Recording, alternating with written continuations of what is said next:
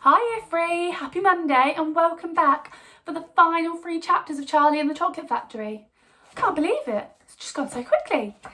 I'm going to miss reading to you all, but I'm sure I'll be back soon for a different story. So without further ado, chapter 28, Only Charlie Left. Are you all sat comfortably? Are you ready? Which room shall it be next? Said Mr. Wonka as he turned away and darted into the lift. Come on, hurry up, we must get going. And how many children are there left now? Little Charlie looked at Grandpa Joe, and Grandpa Joe looked back at little Charlie. But Mr. Wonka, Grandpa Joe called after him, there's only Charlie left now.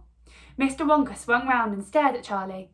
There was a silence. Charlie stood there holding tightly onto Grandpa Joe's hand. You mean you're the only one left? Mr. Wonka said, pretending to be surprised. Why, yes, whispered Charlie. Yes. Mr. Wonka suddenly exploded with excitement. But my dear boy, he cried out, that means you've won. He rushed out of the lift and started shaking Charlie's hand so furiously it nearly came off. Oh, I do congratulate you, he cried. I really do. I'm absolutely delighted. It couldn't be better. How wonderful this is. I had a hunch, right from the beginning that it was going to be you. Well done, Charlie. Well done. This is terrific. Now the fun is really going to start, but we mustn't dilly, we mustn't dally. There's even less time to lose now than there was before. We have an enormous number of things to do before the day is out. Just think of the arrangements that have to be made, and the people we have to fetch. But luckily for us, we have this great glass lift to speed things up. Jump in, my dear Charlie, jump in. You too, Grandpa Joe, sir. No, after you. That's the way. Now then, this time I shall choose the button we are going to press. Mr. Wonka's bright twinkling blue eyes rested for a moment on Charlie's face. But there he is with Charlie and Grandpa Joe. He looks excited, doesn't he? Something crazy is going to happen now, Charlie thought. But he wasn't frightened. He wasn't even nervous. He was just terrifically excited. And so was Grandpa Joe. The old man's face was shining with excitement as he watched every move that Mr. Wonka made. Mr. Wonka was reaching for a button high up on the glass ceiling of the lift. Charlie and Grandpa Joe both craned their necks to read what it said on the little label beside the button. It said, up and out. Up and out, thought Charlie. What sort of room is that? Mr. Wonka pressed the button. The glass doors closed. Hold on, cried Mr. Wonka. Then, wham! The lift shot straight up like a rocket. Yippee! Shouted Grandpa Joe. Charlie was clinging to Grandpa Joe's leg, and Mr. Wonka was holding on to a strap from the ceiling, and up they went, up, straight up this time, with no twistings or turnings, and Charlie could hear the whistling of the wind outside as the lift went faster and faster. Yippee! Shouted Grandpa Joe. Again, yippee! Here we go. Faster! Cried Mr. Wonka, banging the wall of the lift with his hand. Faster! If we don't go any faster than this, we shall never get through. Through what? Shouted Grandpa Joe. What have we got to get through? Aha! Cried Mr. Wonka. You wait and see.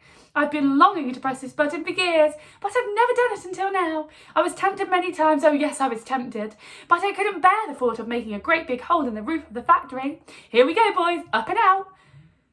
But you don't mean, shouted Grandpa Joe, you don't really mean that this lift... Oh yes, I do, answered Mr. Wonka. You wait and see, up and out. But, it's made of glass, shouted Grandpa Joe. It'll break into a million pieces. I suppose it might, said Mr. Wonka, cheerful as ever, but it's pretty thick glass all the same. The lift rushed on, going up and up and up, faster and faster and faster. Then suddenly, crash! And the most tremendous noise of splintering wood and broken tiles came from directly above their heads.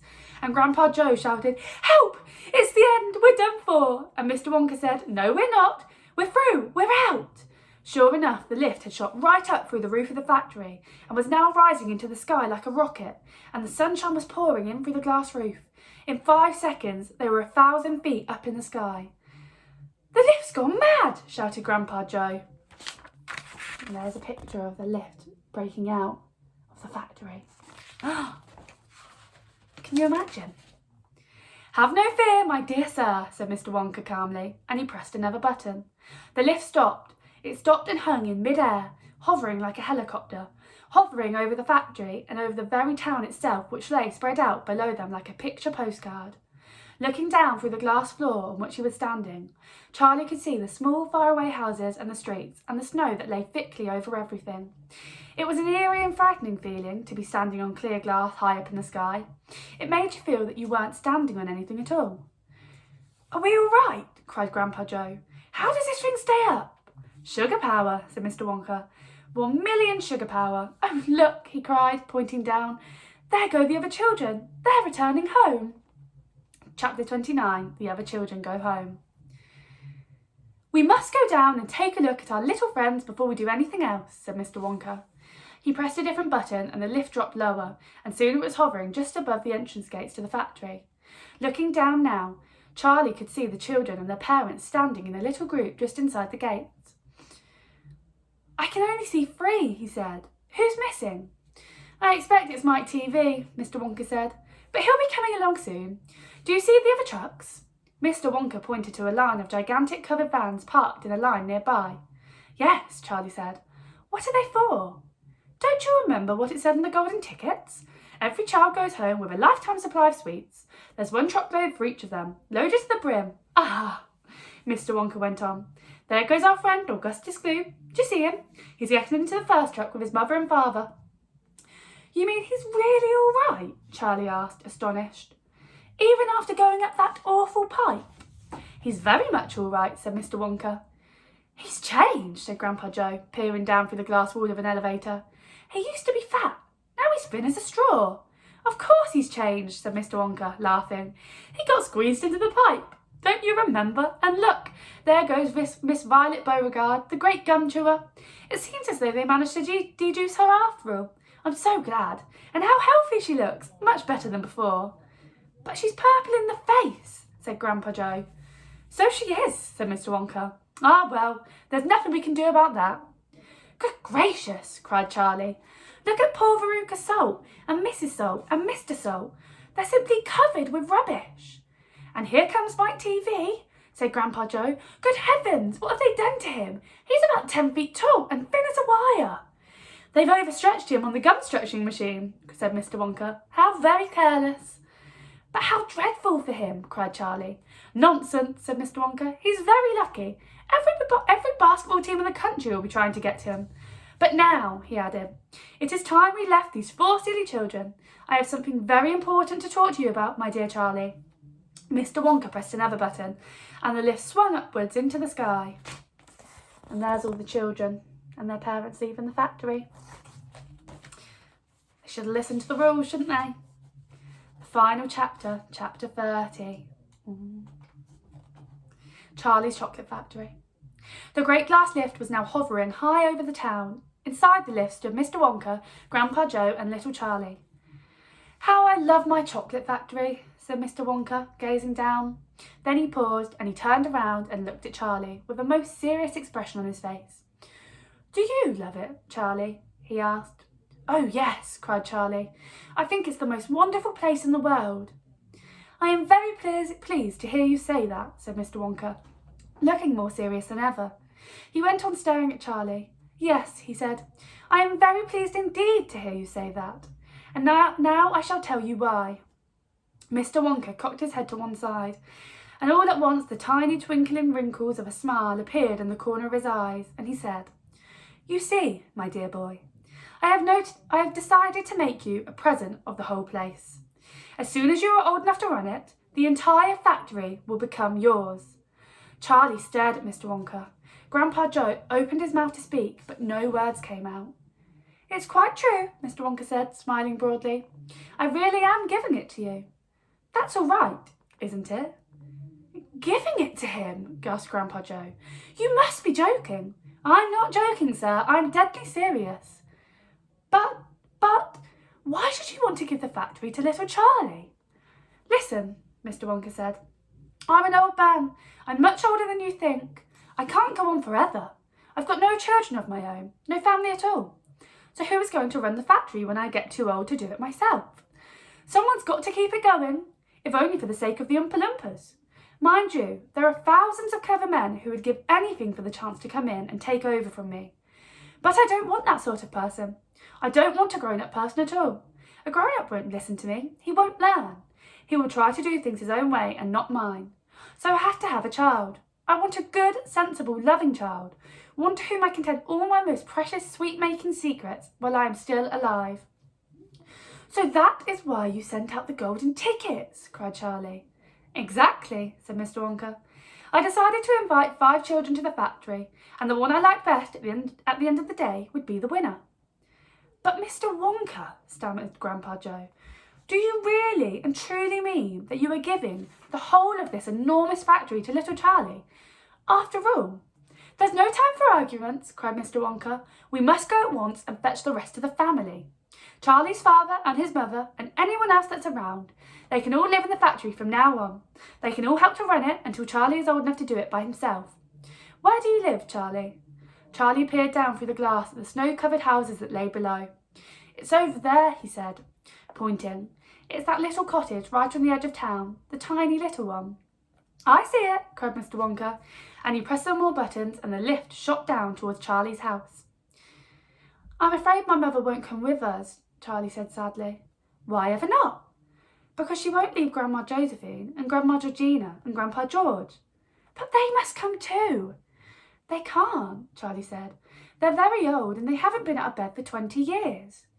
"Then we'll take the bed along as well, with them in it," said Mr. Wonka. "There's plenty of room in this little lift for a bed." "You couldn't get the bed out of the house," said Grandpa Joe. "It won't go through the door." "You mustn't despair," cried Mr. Wonka. "Nothing is impossible. You watch." The lift was now hovering over the roof of the Bucket's little house. "What are you going to do?" cried Charlie. "I'm going right on in to fetch them," said Mr. Wonka. "How?" asked Grandpa Joe. "Through the roof," said Mr. Wonka, pressing another button. "No!" shouted Charlie. "Stop!" shouted Grandpa Joe. Crash went the lift, right down through the roof of the house into the old people's bedrooms. Showers of dust and broken tiles and bits of wood and cockroaches and spiders and bricks and cement went raining down on the 3 old ones who were laying in bed, and each of them thought that the end of the world had come. Grandma Georgina fainted. Grandma Josephine dropped her false teeth. Grandpa George put his head under the blanket, and Mr. and Mrs. Bucket came rushing in from the next room. "Save us!" cried Grandma Josephine. "Calm yourself, my darling wife," said Grandpa Joe, stepping out of the lift. "It's only us." "Mother!" cried Charlie, rushing into Mrs. Bucket's arms. "Mother! Mother! Listen to what's happened. We're all going back to live in Mr. Wonka's factory, and we're going to help him run it, and he's given it all to me, and... "What are you talking about?" said Mrs. Bucket. "Just look at our house," cried Mr. Bucket. "It's in ruins." And there's Charlie, running to his mum, and Grandpa Joe and Mr. Wonka getting out of the lift. Oh, look at the mess. "My dear sir," said Mr. Wonka, jumping forward and shaking Mr. Bucket warmly by the hand, "I'm so very glad to meet you. You mustn't worry about your house. From now on, you're never going to need it again anyway." "Who is this crazy man?" screamed Grandma Josephine. "He could have killed us all." "This," said Grandpa Joe, "is Mr. Willy Wonka himself." It took quite a time for Grandpa Joe and Charlie to explain to everyone exactly what had happened to them all day, and even then they all refused to ride back to the factory in the lift. "I'd rather die in my bed," shouted Grandma Josephine. "So would I," cried Grandma Georgina. "I refuse to go," announced Grandpa George. So Mr. Wonka and Grandpa Joe and Charlie, taking no notice of their screams, simply pushed the bed into the lift. They pushed Mr. and Mrs. Bucket in after, and then they got themselves in. Mr. Wonka pressed a button. The doors closed. Grandma Georgina screamed, and the lift rose up off the floor and shot through the hole in the roof, out into the open sky. Charlie climbed on the bed and tried to calm the 3 old people who were still petrified with fear. "Please don't be frightened," he said. "It's quite safe, and we're going to the most wonderful place in the world." "Charlie's right," said Grandpa Joe. "Will there be anything to eat when we get there?" asked Grandma Josephine. "I'm starving. The whole family is starving." "Anything to eat?" cried Charlie, laughing. "Oh, just you wait and see." And that's the end. Oh, I'm so happy for the Bucket family. They deserve it, don't they? Little Charlie. What a lovely little boy. I hope you all enjoyed that. I've really enjoyed reading it to you over the past few weeks. Maybe you can drop us an email or comment on the blog what your favourite part of the whole story was. Have a lovely week, Year 3. Bye!